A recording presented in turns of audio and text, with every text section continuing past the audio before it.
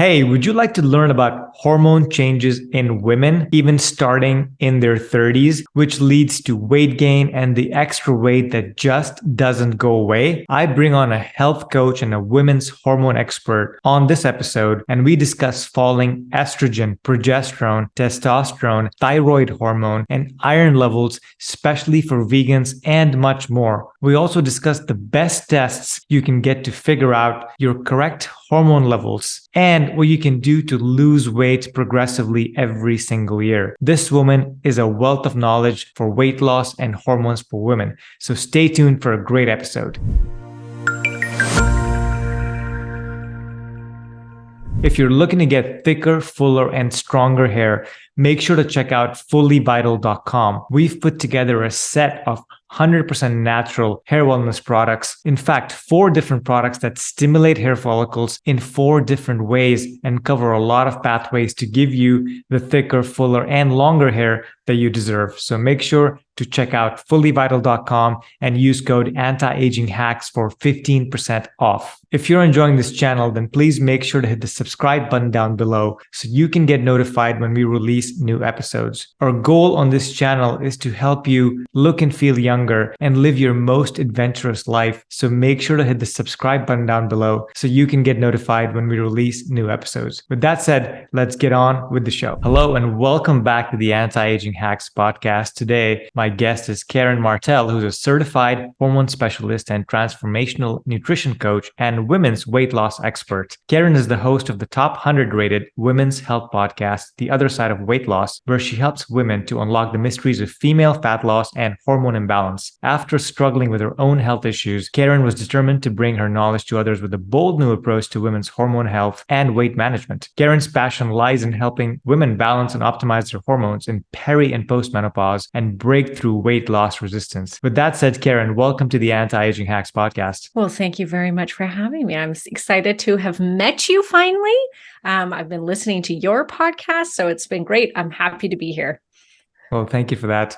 I'd like to start with your history first. Give us your background and how you decided to be a hormone specialist and a weight loss specialist for women. So my journey began after the birth of my first child, which I think a lot of women can relate to that, where it was like, everything was just, everything's good. The body's good. And then we have a baby and it's like, everything is not good anymore. And this was in my early 30s. So I had my daughter when I was in my early 30s, lost the baby weight, was doing well. And then after I stopped breastfeeding, things started to very rapidly change in my body. And I really don't know what happened still to this day. It was honestly like a light switch went on or off. Like it was just like, poof, something's not right anymore. And I started getting all of these weird symptoms, like digestive problems. I was breaking out in hives. I couldn't sleep anymore. So I had like severe chronic insomnia. I was rapidly gaining weight, and I had always been a very healthy eater, a health conscious person. I hadn't changed anything except for stopping breastfeeding. And I was like, okay, maybe this is just because I stopped breastfeeding. Like this can happen, right?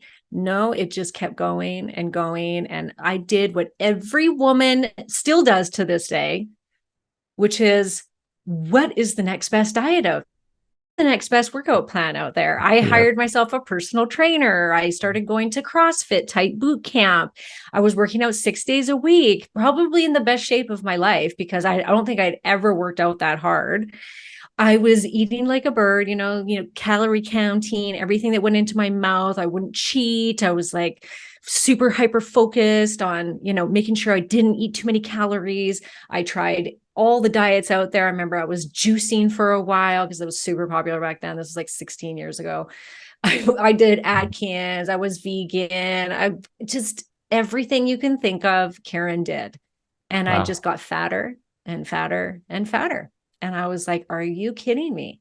And all these other symptoms, very hormonal symptoms, were just getting worse and worse. So like my PMS was, 2 weeks at a time. I started getting menstrual migraines that would last 10 days at a time. It was crazy.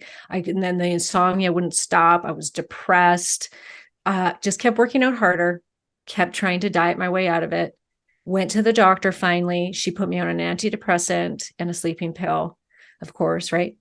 And nobody at that time would have said, hey, maybe it's your hormones. And so after, half a year of this and only gaining weight, and here I'm at the heaviest point I've ever been in my life, besides when I was pregnant. And I'm working out with all these other women that are, my age, doing the exact same workout, and they're freaking shredded. And I'm like, why am I not looking like that? And I'm just getting fatter. And so I shifted gears and I started to think, because I was doing body work at the time. I was into like a deep tissue massage type thing. And I'd been doing that for 15 years. And so I was holistic. And I said, you know what? This is hormonal. I know it. And so How old were you, Karen? I was in my early 30s, like and this 32. Is recently after you had a baby, right? Yeah. A year and a half after I had a baby. 32. Okay. Yeah. And so, nobody was going to say it's hormonal. And so I actually ended up, a very good friend of mine was a naturopath. And I said, could you test my hormones, do you think? And he was like, yeah, we're going to do a saliva hormone test, because that's what was available at that time. So I said, okay, great. So I did the test at a very certain time of the month, which your doctor would never do, just FYI. And lo and behold, my hormones come back a complete mess. I was in what they used to call adrenal fatigue, and everybody's going to be familiar with that term. So my cortisol was really low. So was my other adrenal hormone called DHEA. And when you're in that adrenal insufficiency, which is technically what it's called now, the worst thing that you could do is starve yourself and work out like a crazy woman with high amounts of cardio. And I remember thinking during that journey, I remember thinking, if I could only run, that's what I always used to think. If I could be a runner, I would be skinny, because I thought, high amounts of cardio, that's how you get thin, and I just hated running so much. And every time I would attempt to do it, I would fail at it. And so I would beat myself up. Like, this is why I'm not skinny, because I can't run. And there I was. So I see this hormone profile. The doctor tells me, my naturopath says, you are burned out. My estrogen was high in comparison to my progesterone, which was really low, which is very common to happen to women post-pregnancy. And that has a lot to do with your metabolic rate and a lot to do with your thyroid function. I later found out I was hypothyroid, and that went for another couple of years before I discovered that. And I think it was triggered by pregnancy. So there I was, hypothyroid, so super low metabolism, burned out, and doing what everybody was telling me to do, which was diet and exercise my way out of it. Right. And it wasn't a quick fix, let me tell you, Faraz. It was not like, oh, I see what my hormones are doing, I'm going to take this supplement, everything's okay. Right. Like, I had to really look at my entire life and go, holy, I'm doing all this wrong. And I had to change all these. I had totally quit the hardcore workouts. I started doing hot yoga. I started like taking care of myself, because I did not think I was a stressed out person. I, honest to God, never would have. If someone said, are you stressed out? I would have said no. But there I was, a single mother of a baby. I had no help from the father. I was running my own practice, which was extremely physical. And I had no help from family members or daycares or anything like this. So I was doing everything on my own. And then on top of it, I'm dieting and working out like a mad woman, which is what every North American woman is doing right now. Yeah. So to me, it was normal. I was like, this is normal behavior. I'm not stressed out. But my hormone profile sure as heck told me I was. And so it took a while. It took a while for me to go, okay, what's the best diet for me right now, according to this hormonal profile? And my naturopath at the time helped me with that.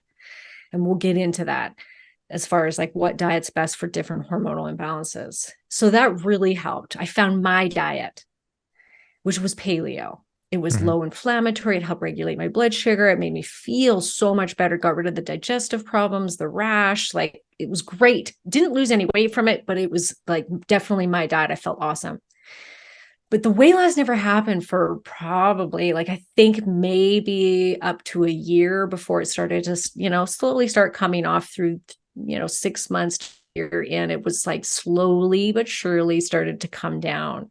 Mhm. And I had to really focus on hormonal balance at that time. I didn't take hormonal replacement. It was, what can I do? Lifestyle, supplementation, and food in order to help correct this. And the Mhm. emotional garbage. I had a whole suitcase full attached to me of emotional garbage around body image.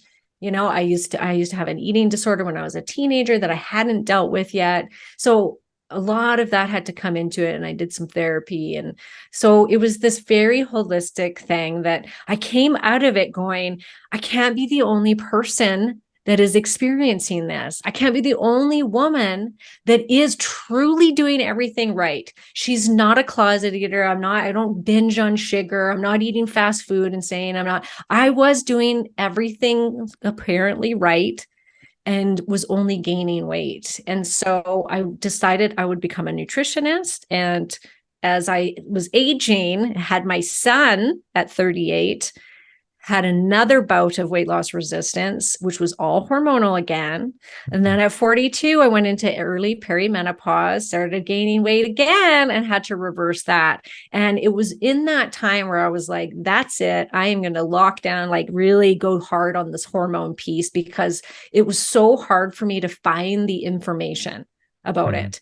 It just wasn't out there. And so I had to dig and dig and dig and research it for myself, because I'm not going to go back to medical school. I'm not going to, there was no course on it. I found a certification eventually, but really what I learned was self-taught from thousands of hours of digging and digging. And I know that you understand that. Yeah, absolutely. And now you're helping women overcome this problem, which Yes. we need this problem to be solved, because lots of people, men and women, are struggling with Yes. weight gain, especially in midlife and beyond. So you had 3 bouts of weight gain, 2 with Mhm. each of your kids, 1 with each of your kids, and then 1 in your 40s when you said you were hitting perimenopause. That's kind of early to hit perimenopause It too. is. And so when you were doing tests, Karen, early on, and even let's say in your 40s or now, when you would do a test to figure out where your hormones are at, how there's the Dutch test that's out there, that measures your, I believe, your saliva and your urine a few times a day. What is the best way for people to understand how their hormones are doing? Yes, because we typically will just go to our doctors, we'll ask for hormone testing. They typically won't even give it to a woman that's under the age of 40, because Right. they think that's ridiculous. And then if you're over the age of 40 or 50, they may test your hormones, but they're typically not going to do it right. And then they're going to tell you, you are fine, even though you might Yes. not even have hormones because you're menopausal. They'll say you're fine. You're right where you're supposed to be. You have no hormones because you're menopausal. And yet you don't feel fine. Right. If you're under the age of 40 and you're having all these hormonal imbalances like I was, it's the ranges in blood work go from, in the US, they're going to go anywhere from 10 to 800, 1,000 on Wow. some of them throughout the month, because our estrogen fluctuates so much throughout the month. So does progesterone. So they're going to say, oh, you're fine. You could be, the bottom of the range could be 5 and you could be 6, and the top of the range could be 1,000. And they'll tell you, you're in range. You are good to go. And you're like, but what? That's I'm crazy. not, Yeah. I'm not good. So Yeah. when you're in your younger years, if possible, you do not want to rely on blood, because blood, number one, just isn't super accurate when you are a fertile woman. We cycle throughout the month. We need to take it on a certain day. And then blood is only going to test what's called bound hormone levels. And that means it's bound to a protein that carries it around the body, but it has to get off the protein and onto the cell receptor for us to use it. So Right. most of the hormones they're testing in blood is these bound levels. So they could look like you've got a ton of them when only 1 to 2% or 3% of the hormones are free for you to use. So we really want to see what is your free levels of hormones on a certain day of your cycle to know whether or not you actually have hormonal imbalance. So in your younger years, you want to stick with either saliva, which is only going to test free hormone levels, or like you said, the Dutch test, or there's other ones. I've been using ZRT, which is another very popular hormone lab that does also test urine hormone metabolites. And the metabolites can tell you the biggest picture about your hormones, because it's a reflection of free levels, as well as it's going to tell you how are you breaking these hormones down, which is super key, because blood work can show you, oh, you've got these great hormone levels, even if it was accurate, let's say. And they can say, like, even testosterone, they do, of course, the one hormone they'll test free levels of, as far as the sex hormones goes, is the testosterone. Yeah. God forbid we test women's free hormone levels. Women, we do benefit from checking our free testosterone, which is, testosterone is actually our most abundant hormone in our body, which women don't know that. More than so estrogen. Than estrogen. Yeah. I was surprised to learn that. Yeah. It's just in a different measurement. So it doesn't look right. It doesn't look the same. Yeah. What's that test, Karen? Sorry. What's that test? You said ZRT or ZRT? ZRT. Yeah. ZRT. Yeah. Okay. ZRT. Got it. So it's an American-based hormone lab company. And so they do saliva testing as well as urine metabolite testing. They do as many markers as Dutch. Actually, they have a couple more than Dutch do, but they're $100 cheaper. So I try to stick with that, because Dutch unfortunately raised their prices. So it can be, for people, it can be a little bit too much. So they're both great, amazing tests though, honestly. What day of your cycle is it best for women to test their hormones? 7 days prior to the onset of your period. So if you have a 28-day cycle, you're going to want to test on day 21. So if you've got a shorter cycle, you can kind of do the math and figure out where it is that you're supposed to test. If you're irregular, then I would suggest taking ovulation test kits and seeing when you ovulate, and then you can count forward 7 days from that.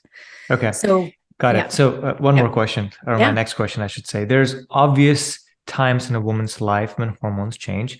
One, as you mentioned, you went through this 2 times, was when you had a baby, right? From what I understand, estrogen and progesterone both rise during a pregnancy, and then they both fall afterwards, which leads to some other issues, including hair loss that women complain about as the estrogen levels fall. But also leading up to perimenopause, during perimenopause and menopause and beyond, there's just a gradual decline of female hormones. And of course, men experience it too, but for women, it can be precipitous, especially their sex hormones. So at what age, let's say we talk just about perimenopause and menopause, what age do these hormones start shifting and changing in a woman's body, even while she's in reproductive age? Yeah, this is so important to know, because most women, once again, don't know this. They think perimenopause is, well into your 40s. Well, we're seeing perimenopause, which is the loss of the hormone, starting as early as your mid 30s. Some women even early 30s now. Like, it's getting earlier and earlier. And so I've worked with thousands of women now. And so what I've seen clinically, after the age of 35, women will have small little shifts start to happen. And so I want you guys all to be on the lookout for this, because it's between 35 and 40. 38 seems to be this crazy magic, or maybe not so magic number, where it's like suddenly you put 5 pounds on and you didn't do anything different. And you're like, oh, what was that? PMS will suddenly start to get worse, where it gets longer. It's not just a couple days. Now it can be 7 days, for some women, 14 days. Like, they'll ovulate and then they're like, are you kidding me? Like, I'm spending half my month miserable now, where that depression, the anxiety starts to come up, the insomnia starts to happen. And they're like, and it's just these small shifts that start, like, they start bleeding heavier, more cramping. They'll go to their doctor. This is typically when women are put on birth control pills to suppress their period, because they're, oh, here, take the Mirena. Let's stop the period. That's the answer. Yeah, it's unfortunate. When what's happening is you're not ovulating as much. And when you don't ovulate, you don't produce progesterone, at least not in the amount that your body needs. So this is where the heavy periods and the PMS start getting worse, and the weight gain starts, because we need progesterone. If you are a woman that has ever tracked her basal body temperature, for instance, for pregnancy, to try and get pregnant, they tell you, and I'm sure you've heard of this, is you'll know you've ovulated because your temperature goes up. That's progesterone. Progesterone's metabolic. And so at the second half of your cycle, we're supposed to see this rise in body temperature, which is a reflection of your metabolism. So it comes up, your metabolism comes up for that second half. We know you've ovulated. So if you're not ovulating as much, you're not going to be producing much of this hormone that's raising your metabolism, especially when you need it. The second half of the cycle is when we tend to eat more carbs. So we want that little elevation of metabolism. Right. Progesterone is very important for thyroid function. So we'll start to see a slow of thyroid. We start to see progesterone dropping, and progesterone will actually drop by 75% in our late 30s and early 40s. And then as we head into the 40s, then we start to see this estrogen going up, down, and it kind of goes on this wild ride. But then you start to get the symptoms then of the estrogen loss, which will start to impact your weight even more so than the loss of progesterone. Both progesterone and estrogen are very important for insulin sensitivity. So all of these things combined start to happen as early as our late 30s. Possibly mid 30s. I have a lot of women that are in like the 35 range, and they're like, Karen, I'm gaining some weight here. What's going on?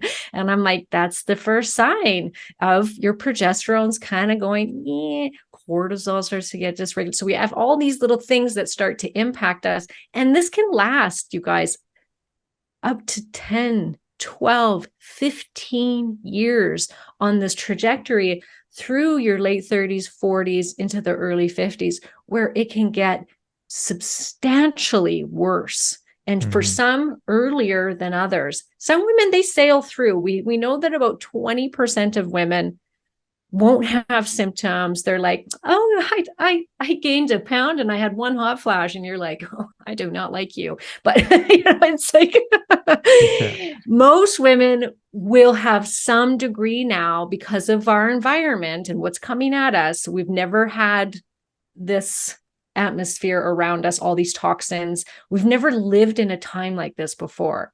And it's affecting our hormones more than ever.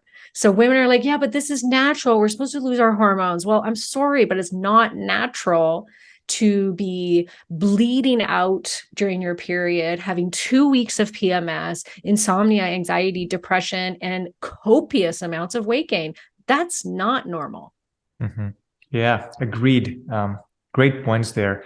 Wanted to ask you, as these hormones change, let's say mid 30s to early or getting into menopause, which I believe the average age now is 51, at least in the United States. Yep. So as these hormones are changing, is it, and you said estrogen goes up and down, right? So it's oscillating, but generally both progesterone and estrogen over the 15 years, let's say, are trending downward, even if it's going up and down, right? They're all everything's moving down. And testosterone and thyroid and melatonin. For men, testosterone will start to go down at this time. This is when we see a lot of weight gain in men as well. So it's not just the women, it's also men. They start to lose their sex drive. They, will gain some weight in the belly, things like this. They'll get more insulin resistant, cholesterol can go up. All of these health problems start to arise in the 40s. They call it menopause.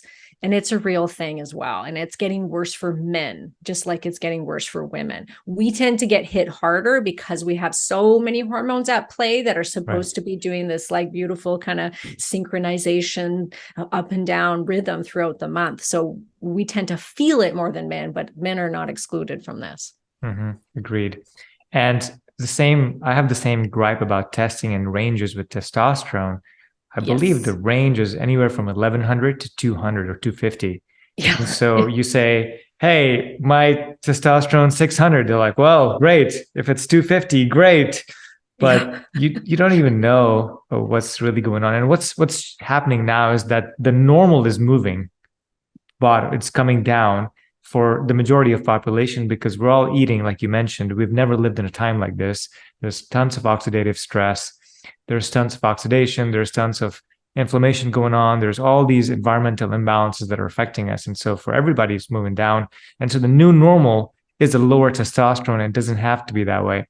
And similarly for women. So let's talk about thyroid for a brief moment, Karen. So thyroid is very important. And I hear more women complaining about lower thyroid or hypothyroidism than men. And most doctors test for TSH, the thyroid stimulating hormone, and I believe that's not enough. You've got to get the full thyroid panel.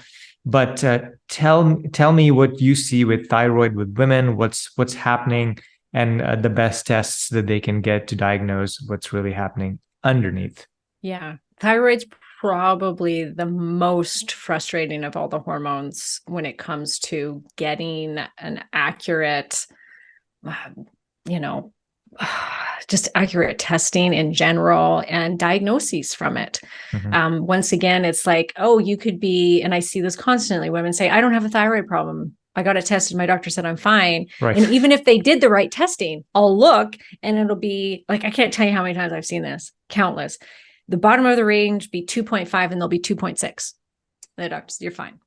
Yeah. And the person, there they are, their hair is falling out, their eyebrows are falling out, they're gaining weight, they're tired, they can't exercise. And they're like, but I don't feel good. So thyroid, even so I'm in Canada, they just passed this thing in throughout Canada a couple years back, where a doctor is no longer allowed to test past TSH unless there's a problem with TSH. So that's insane. Yeah. That's insane. Yeah. And so we're really going misdiagnosed now here in Canada. It's really sad. That's how I was never caught, because I kept getting my TSH tested thinking it was my thyroid, and it would come back very, very normal. Like not even for functional ranges, it was always normal. Finally, I got my doctor to test free T4. She was able to do that much at that time. She's no longer could have done that, but she wasn't allowed then to test for T3, free T3, and we'll get into what that is. So my free T4, excellent.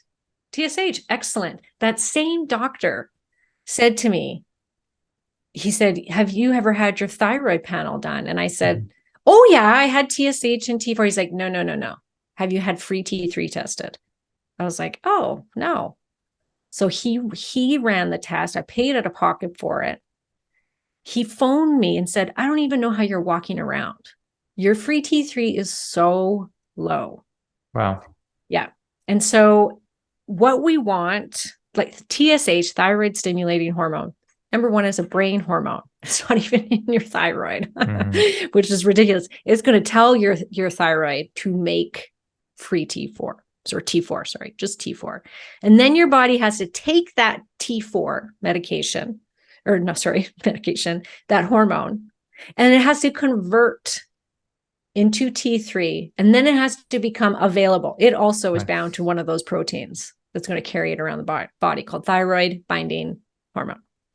So that conversion happens in the tissues mostly. So it's happening all throughout your body. This conversion of T4 to T3 happens in the liver, happens in the gut. The T3 is the most important thyroid hormone to test, if you ask me. Yeah. And it is the one that is least tested. Because that's the one that we use. That is a reflection of your metabolism, ladies and gentlemen. Both. Yeah, that's the active one, right?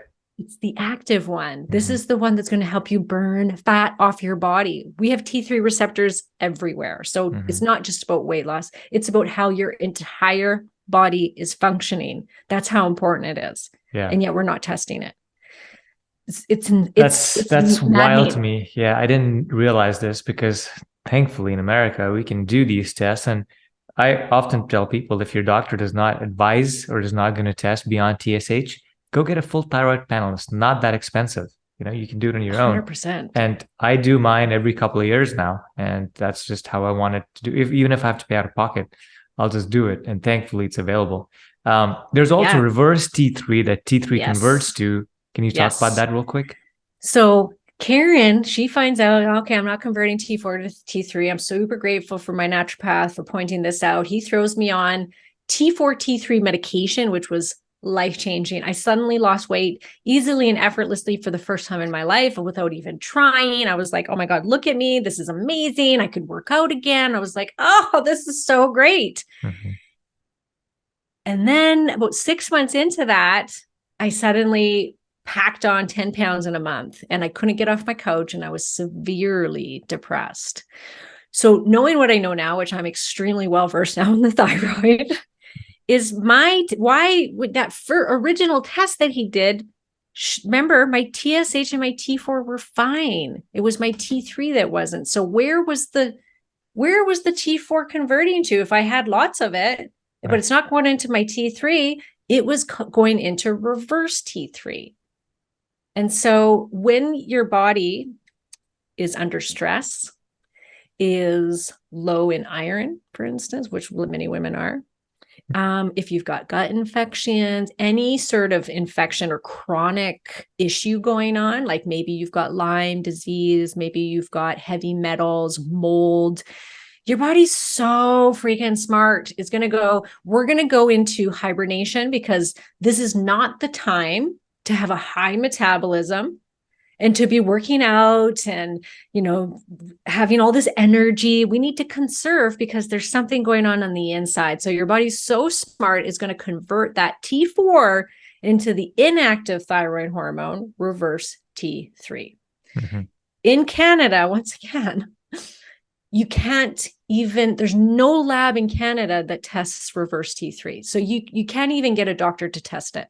Jeez. You have to get a functional doctor to order it, and it gets sent to California.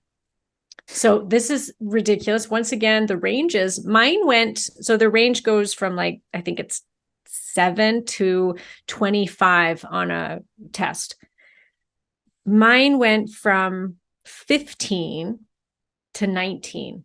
And that's all it took for me to go extremely hypothyroid.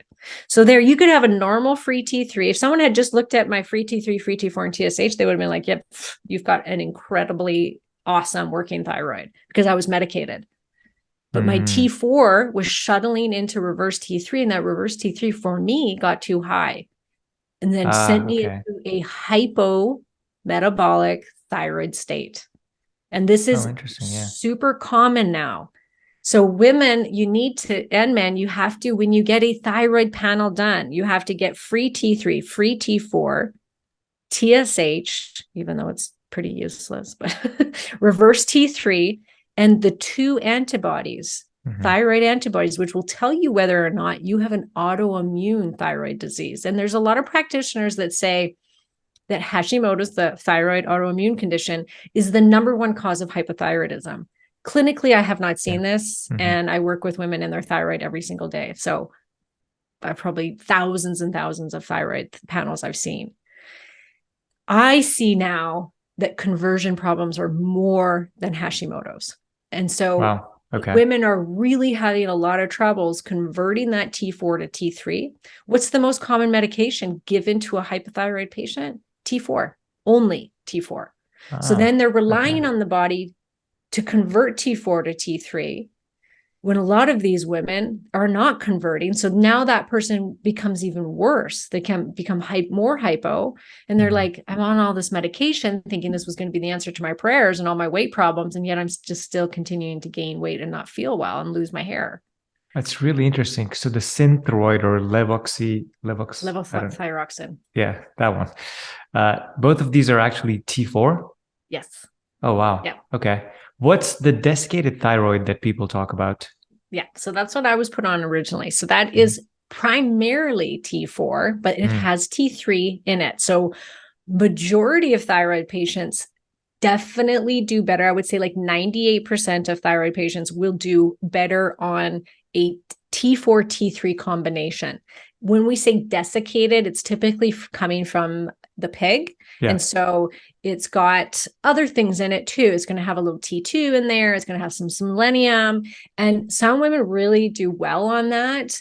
Others do better on a compounded, from a pharmacy combination of T4, T3 that's, and that's it's a nice way to do it, because you can look at somebody's thyroid panel and say, okay, just how much trouble are they having converting?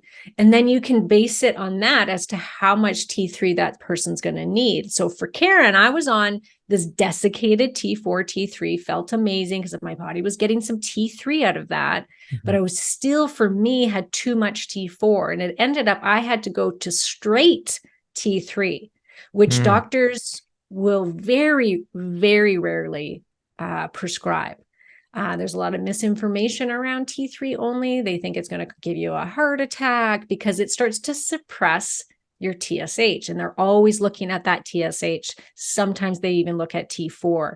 And if you're on T3 only medication, because that's what you need, it's going to start to suppress those. So it'll make it look like you're hyperthyroid because it starts to suppress those numbers. And when we see a low TSH, it means that, technically it could mean that you're hyperthyroid, because that's what we see in hyperthyroid patients.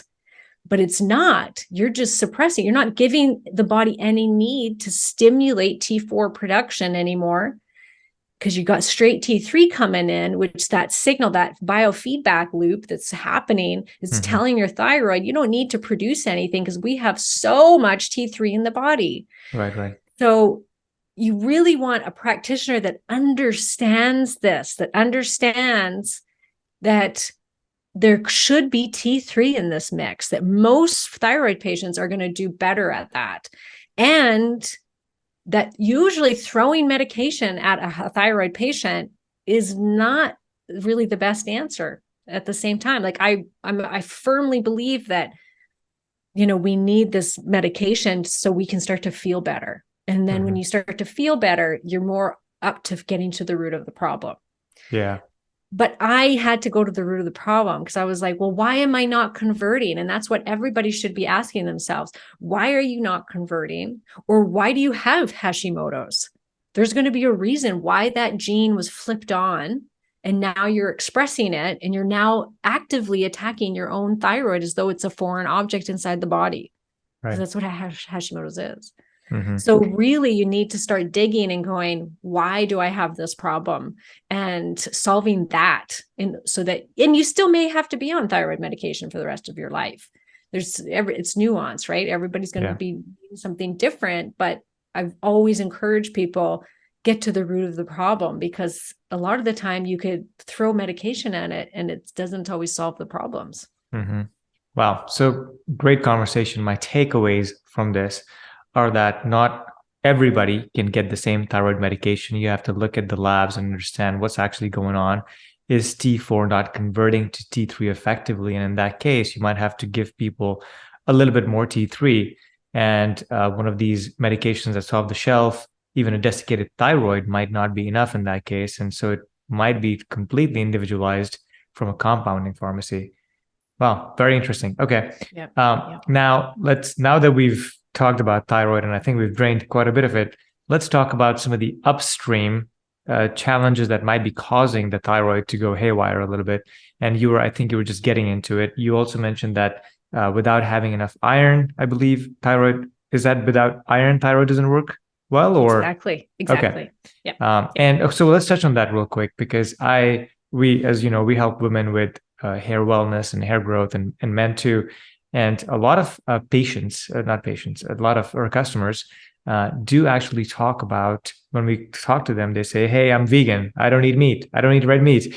And so we ask this question quite often, and the 80% of the time, the answer we get is, I don't eat red meat. And for whatever reason, there's no judgment, but this is a phenomenon that's growing, especially in big urban centers, and LA and New York, where women are just not eating as much meat as before.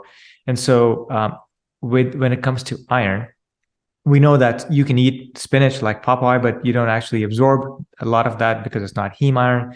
So what are your thoughts on iron absorption, iron availability in women, and what the trends are showing?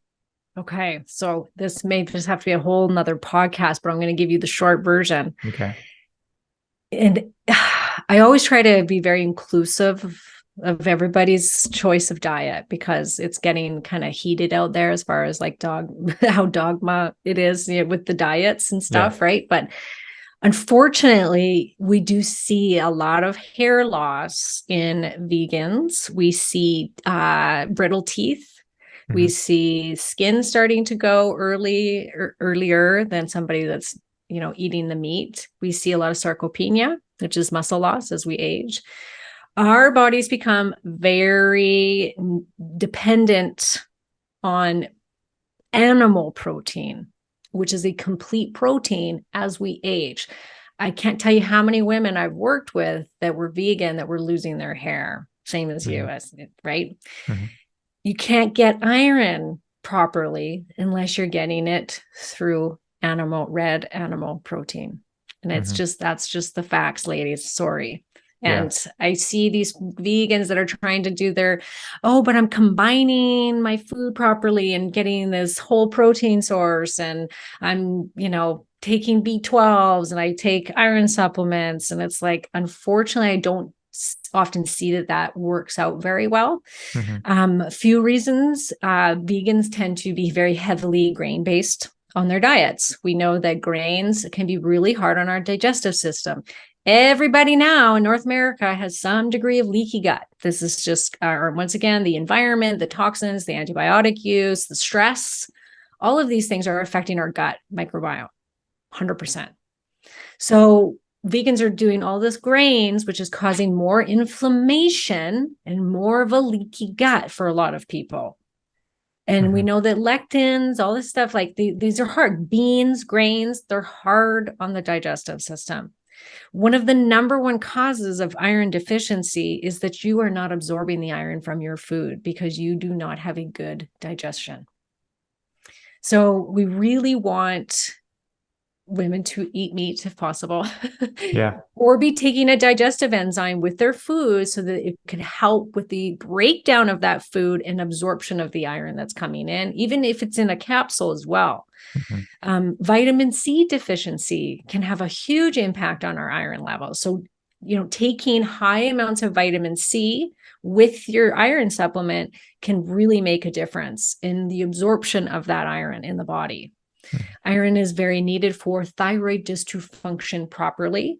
And the lab ranges go from 5. I looked on a Canadian one the other day. It went from 5 to 250. 5, you guys, 5. Yeah. So we don't want to see that is below 70 typically for a woman. And this is in Canadian measurement. So I think US might have a little bit different. But we want to see it in that up, mid-range. If you go too high, your ferritin anyways, that's a sign of actually inflammation typically in the body. So here's the other thing that is very complex and that would take a whole nother episode, but I'm going to just touch on it because it's super important for people to hear.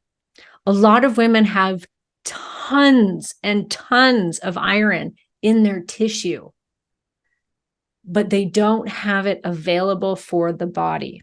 And it's not being stored. Ferritin is an iron storage form.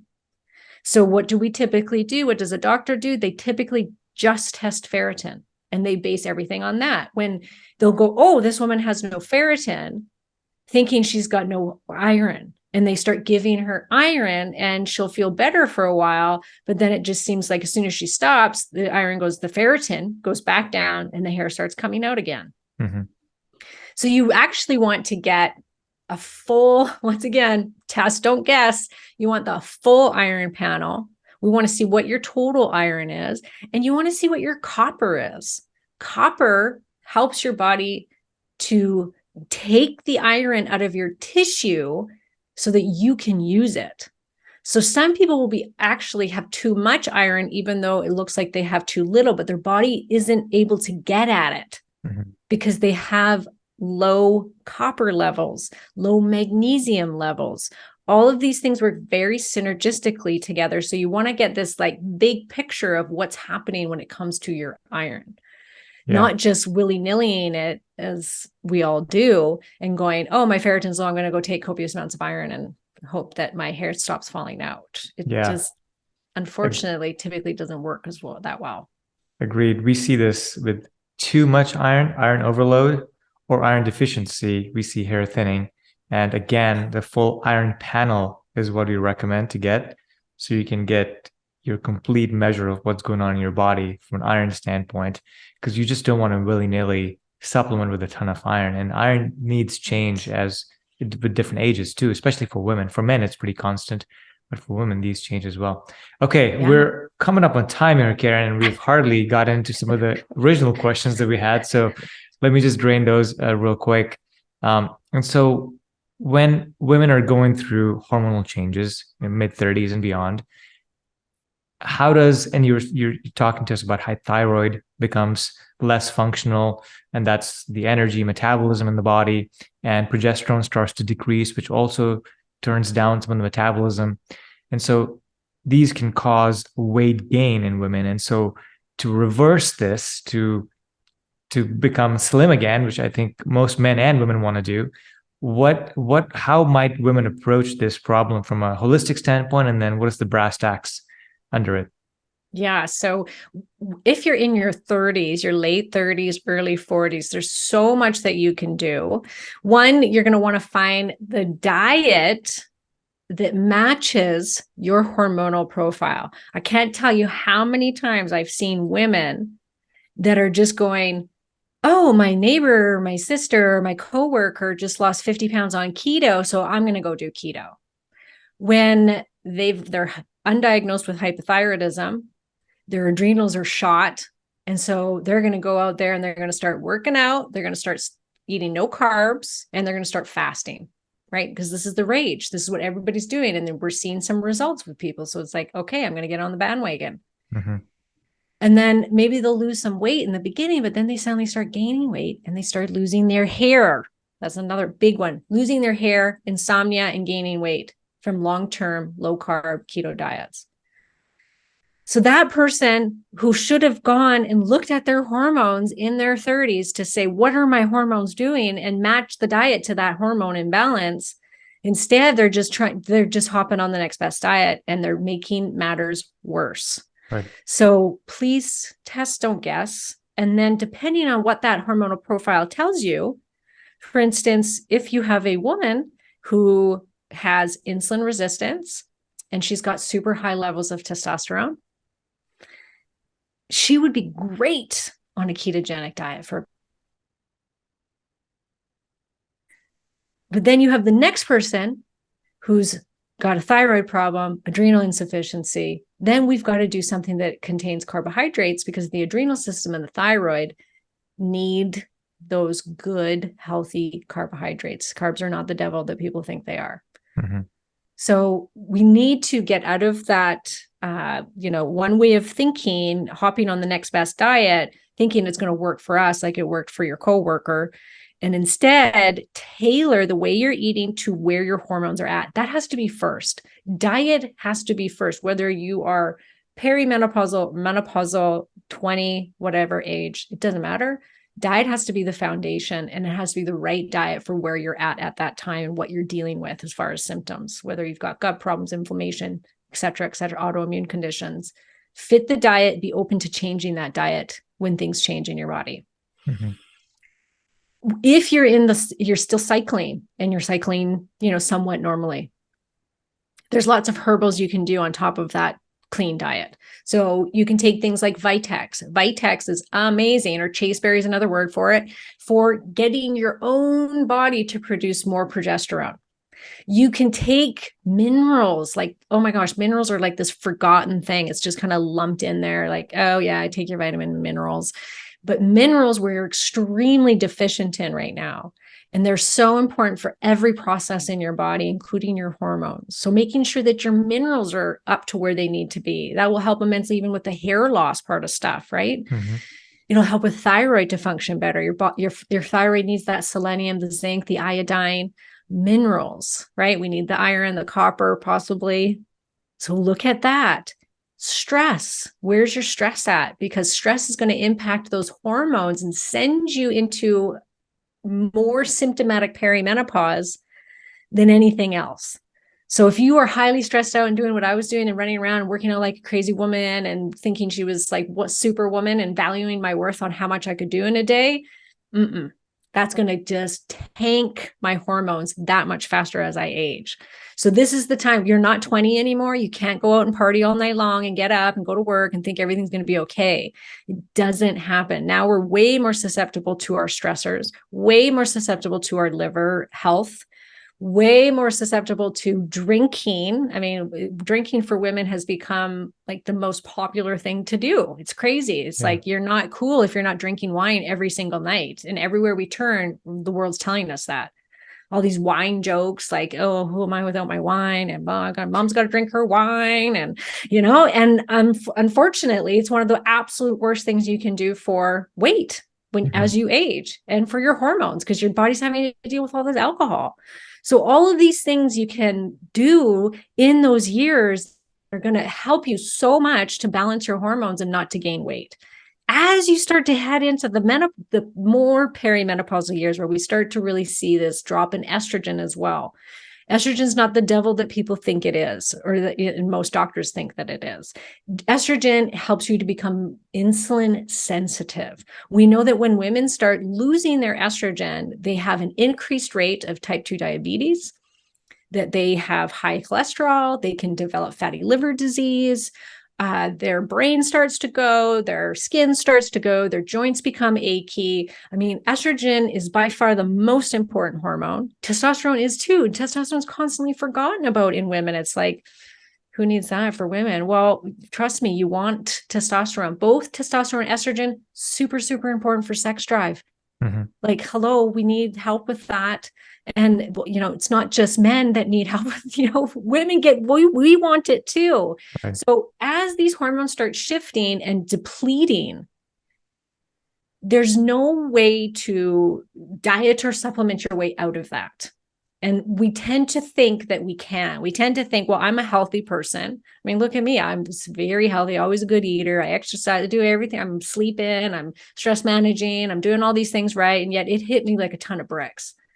And so if your ovaries have stopped producing the hormones as much because you are aging, and this will happen to every single person, every single woman on earth will eventually lose ovarian function. That is where you're producing half your testosterone. It's where you're producing a ton of your estrogen and your progesterone. So without ovarian function, you are going to lose these hormones, and there's no diet or supplement that's going to bring that back. So at that point, that's when you want to start to look at hormone replacement therapy, because all the evidence shows us that women are better off replacing their hormones than not replacing their hormones for their health and their longevity.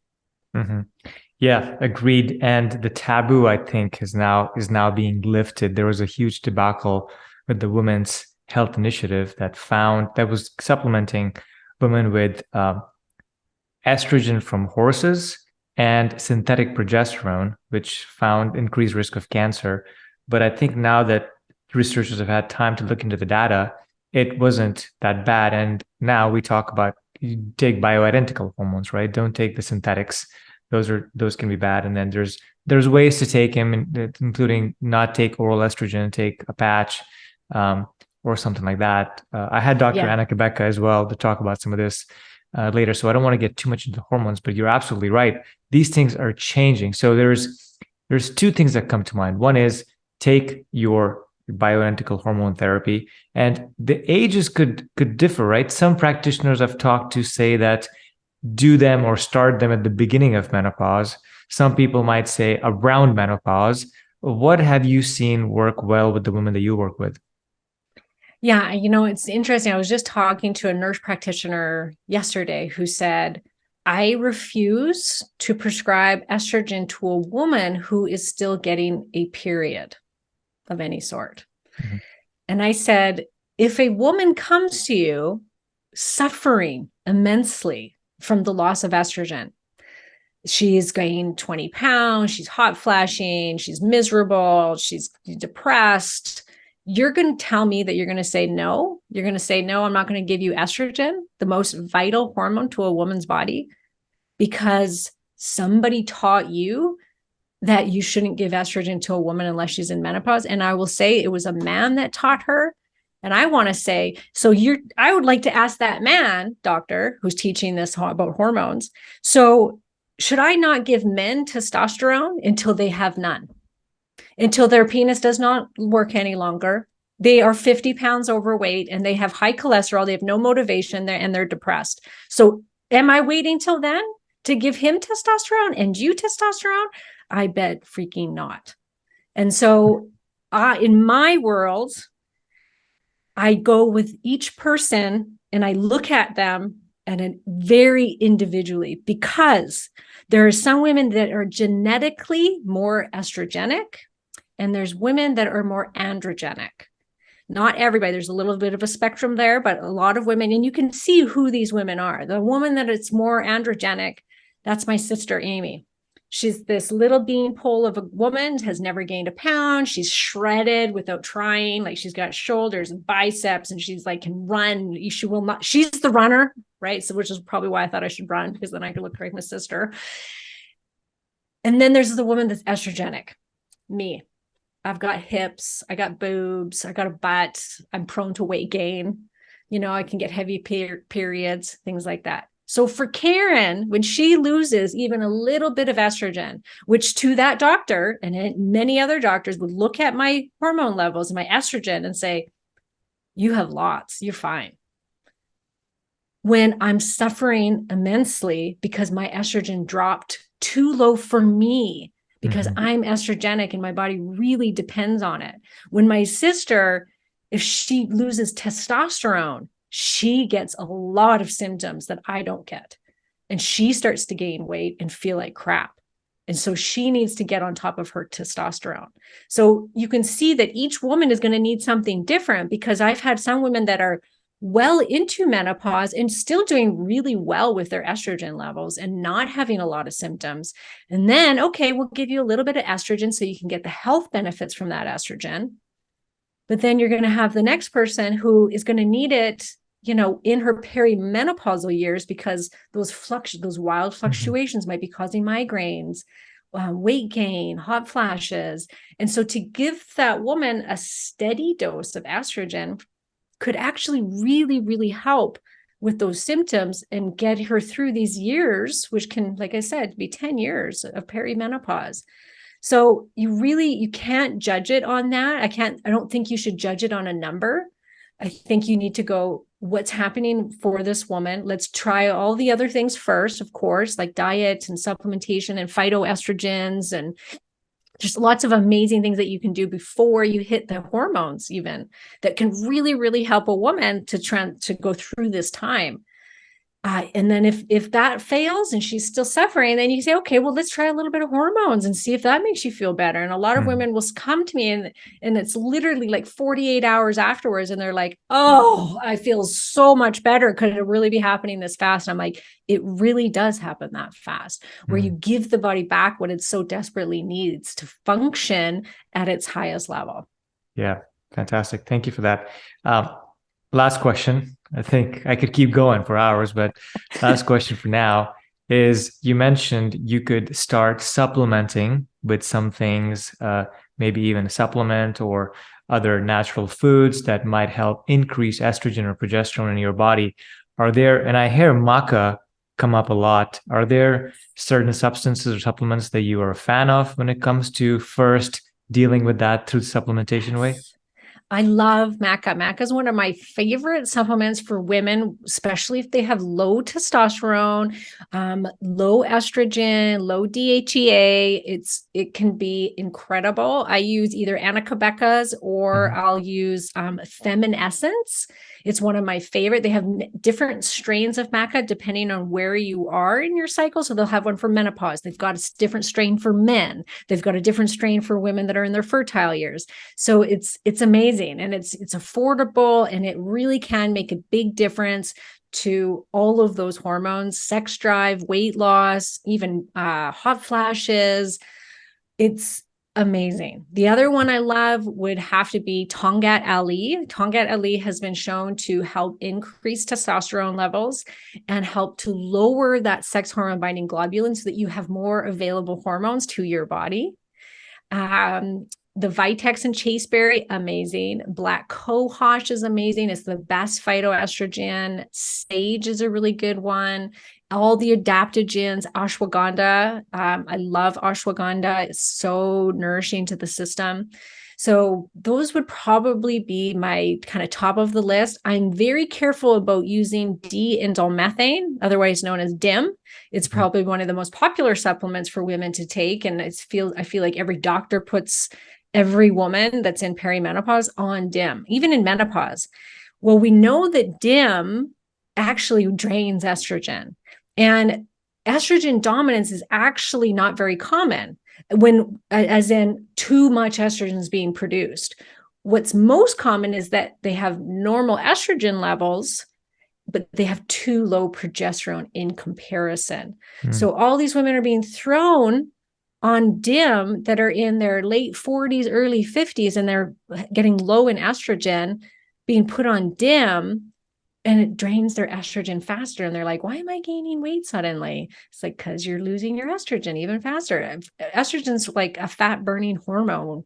Too much makes you gain weight. Too little will make you gain even more. So you have to be very careful with DIM. And we also know that DIM in higher amounts will start to block the androgen receptor. So you'll actually not get your androgens, testosterone, DHEA, as much as you could if you're using too much of the DIM. So that's when you have to be really careful with, once again, test, don't guess. Let's see, how are you breaking down your estrogen? Should you be on DIM? Should you be on something else? Which pathways are you getting backed up in? We have several different detox pathways. So, the big takeaway in today's conversation, I think, is test and don't guess. Find out what's happening for you in your unique system and body, and then apply what's needed for you, not anybody else. Yeah. Great. Thank you, Karen, for that answer. I can't wait for the day when we can just get one test for $100, be that saliva, urine, blood, whatever it is, a combination of all three, that tells us everything we need to know instead of doing 100 tests. And I totally agree. And yes, that day is hopefully not too far away. Maybe in 10 years we'll be there. But I for think now, so. For now, as Karen said, people test, don't guess. Make sure if you are coming up with some of these issues, talk to a naturopathic doctor, a holistic doctor, talk to people like Karen, and figure out what's going on in your body so you can personalize the regimen for yourself and be the healthiest you that you can be. So Karen, where can people find you? Where can they follow you on social? Tell us everything. Okay, so KarenMartel.com.